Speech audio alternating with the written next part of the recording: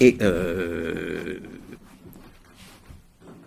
bien sûr, le titre fait allusion à la situation présente, à un présent historique, hein, pas un présent immédiat, pas à l'actualité du jour, pas à l'éditorial.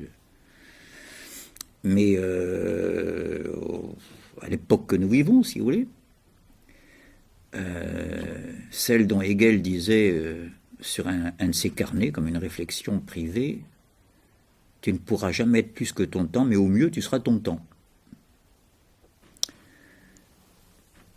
Il faut renoncer à la chimère de croire qu'on peut anticiper l'avenir ou qu'on pense le passé. On arrive à penser le passé comme ça, avec la langue de tous les jours. Alors qu'en fait, qu'on pense le passé, qu'on s'imagine comment les premiers hommes se sont rassemblés pour former la société, comme Rousseau fait le discours sur l'origine de l'inégalité et tant d'autres essais au XVIIIe siècle. Tout le monde essaie d'imaginer comme ça comment l'homme est apparu. Et plus les discussions du darwinisme après, etc. Bon, bref, chaque fois qu'on pense les origines, on croit qu'on pense le passé, et en fait, c'est les intérêts du présent qui se reflètent dans notre pensée.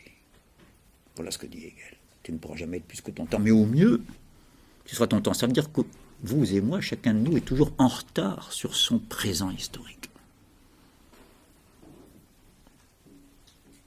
C'est la chose la plus difficile à penser, c'est le présent historique. Ce sera un peu la limite, au sens que les mathématiciens donnent à ce terme. Chez les mathématiciens, ce qui est bien, c'est que la notion de limite ne demande qu'à être transgressée. C'est intéressant.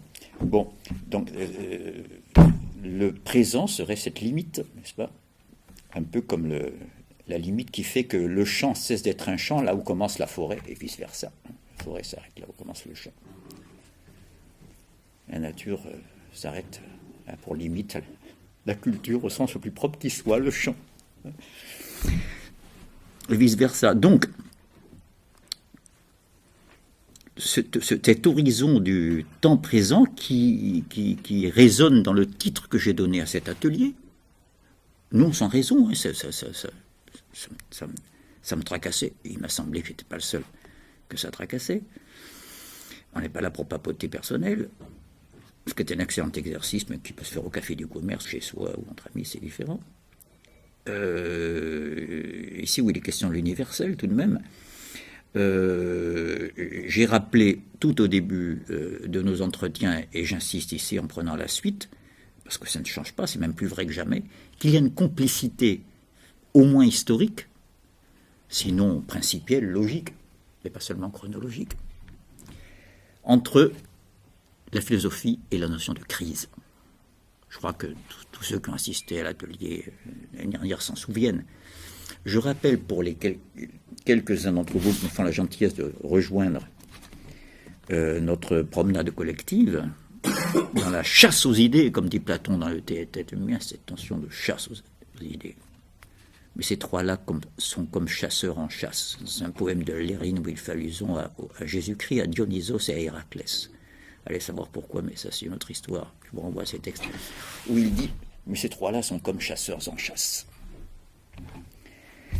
Donc, important qu'on ait vu cette complicité principielle. Je ne vais pas me gargariser de mots techniques, mais quand même, si je disais principal, ça manquerait de force, parce que je voudrais dire que ça fait partie de l'essence de la philosophie, et pas seulement de tel ou tel moment de son histoire.